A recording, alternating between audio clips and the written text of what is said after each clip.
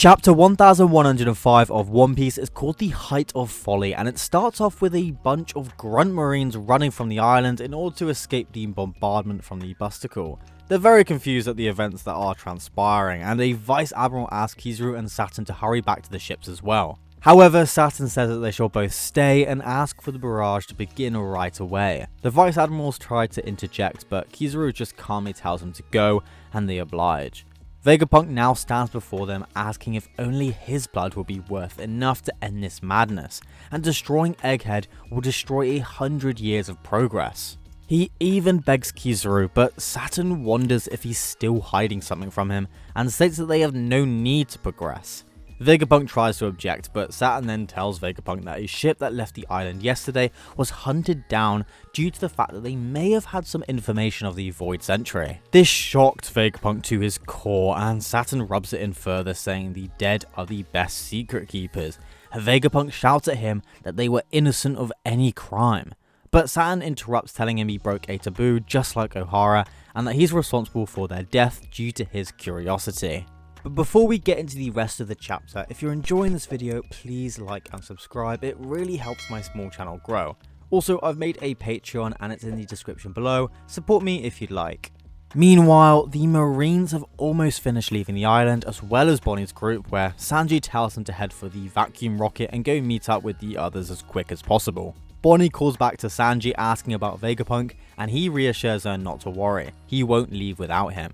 Sanji then dashes back outside and calls Nami asking for her status. She tells him that they've made it back to the entrance and asks what's happening in his end since there's so much noise going on. And we get a lovely roundup of where the Straw Hats currently are during this moment to really tie everything together. This is such masterful writing by Oda, because since we've been away from our main characters so much during the flashback, most people have definitely forgotten plenty of the details, so this just reminds the reader of the current situation. Sanji tells her that they're doing a Busticle, and both Usopp and Chopper start freaking out per usual. Nami then asks if Luffy's okay, but Sanji says he lost track of him, however he'll be okay regardless.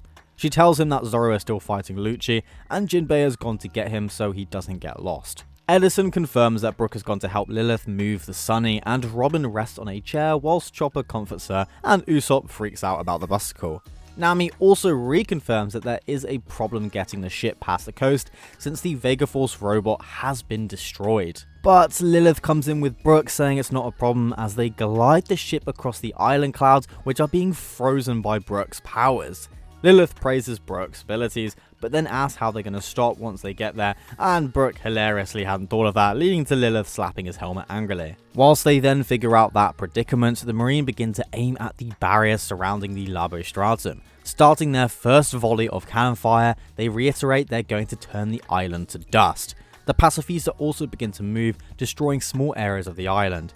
And as the destruction begins to build up, Vegapunk is left sitting there, watching it all burn down. Lilith, now in the vacuum rocket with Frankie and the rest of the group, aim to head to the Labo Stratum, and they take off with full power towards their destination, which will take them around 32 seconds. Kizaru, however, has already zapped to their location, and using his light sword, slices the rocket in half, sending them flying over the island. Sanji sees this and shouts that he'll come help, but Saturn orders the Pacifistas to shoot them, saying it's ironic that Kuma's clones will be the one to kill Bonnie. The Pacifistas get ready to fire, while Saturn calls their struggle the height of folly. Hey, that's the name of the chapter! Vegapunk looks up at them and thinks to himself that when he heard Bonnie become a pirate, he couldn't help but think of the worst case scenario, a Pacifista directly attacking Bonnie. We also get this quick look at Luffy at the self-service food machine, stuffing himself to the brim and now surrounded by Marines who aim to capture him. I mean, come on Luffy, I know you need to eat to get your strength back, but there's a lot of more important stuff happening right now you need to be a part of. And the final panel shows us an interesting sight I didn't see coming. Apparently, the Navy warship that was sent after the escaping vessel Saturn mentioned earlier failed in their attack and was destroyed instead. And we find out that the ship turned around and headed back for Egghead. I wonder who or what is on that ship. I mean, I saw a ton of speculation about it. People are saying it could be Dragon, Blackbeard, or even the Grand Fleet, but I don't think it's any of them. There is a crew member of Blackbeard in the area, if you remember seeing that panel from chapter 1079, but that was during this day's worth of events, and that ship that escaped had left yesterday.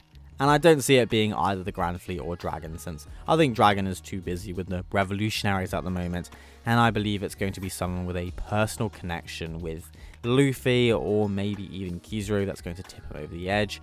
But I can't think of who that is right now, so we'll just have to wait and see. Or I have to wait and see, because this chapter review is very late.